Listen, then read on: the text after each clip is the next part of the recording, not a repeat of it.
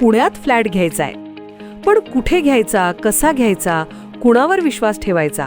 फसवणूक तर होणार नाही ना? योग्य दरात मिळेल की नाही? मोठं कन्फ्युजन आहे. चला तर मग सर्व कन्फ्युजन दूर करण्यासाठी संपर्क साधूयात सारंग अहेर यांच्या रेरा रजिस्टर्ड ड्रीमोरा रियालिटीशी.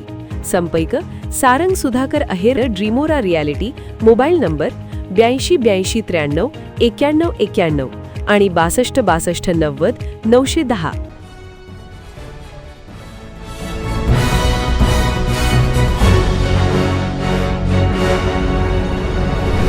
आपण पाहत आहात BCCN न्यूज.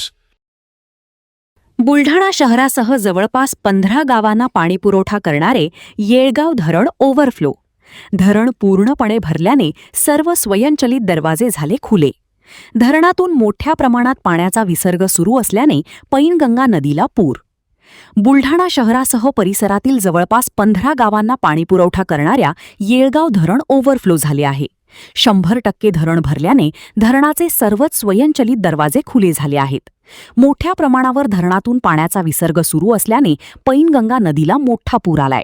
मलकापूर सोलापूर महामार्गावरील पैनगंगा नदीच्या पुलावरून पाणी वाहत असल्याने नागरिकांनी पुराच्या पाण्यातून धोकादायक प्रवास करू नये असे आवाहन प्रशासनाच्या वतीने करण्यात येत आहे. तर पाण्याची आवक पाहता पाण्याचा विसर्ग कमी अधिक होऊ शकतो.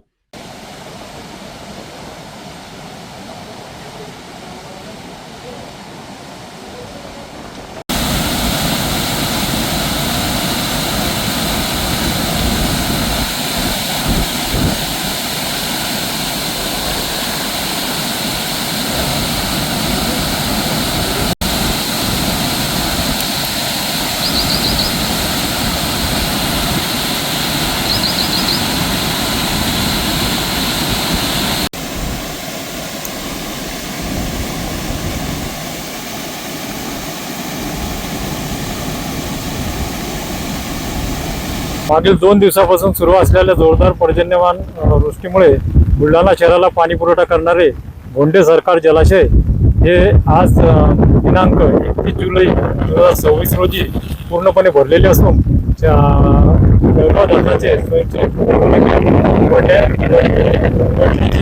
शक्यता आहे. त्यामुळे पैनगंगा नदीला पूर येण्याची शक्यता आहे. आणि सध्या किती सध्या आपण सकाळी पाण्याची आवक लक्षात घेतात म्हणून आता हे असल्यामुळे धरणात येणारी कालपासून संततधार पाऊस सुरू आहे. त्यामुळे पैनगंगा नदीला मोठ्या प्रमाणात पूर आला आहे. सकाळी या नदीच्या पुलावरून पाणी सुरू होते, त्यावेळी मी सुद्धा व्हिजिट केली होती. आता सध्या स्थितीत मात्र पाणी कमी झालेलं आहे. असंच जर पाणी सुरू राहिलं तर येळगाव धरण भरल्याच्या नंतर चिखली रोडसुद्धा कदाचित बंद होण्याची शक्यता नाकारता येत नाही. माझं नागरिकांना आव्हान आपल्याद्वारे आहे की नदी, नाला, ओढा यावर जर पूर सदृश्य पाणी असेल तर आपली गाडी किंवा आपण स्वतः कोणीही त्यावरून पूल ओलांडू नये असे मी नागरिकांना आवाहन करतो.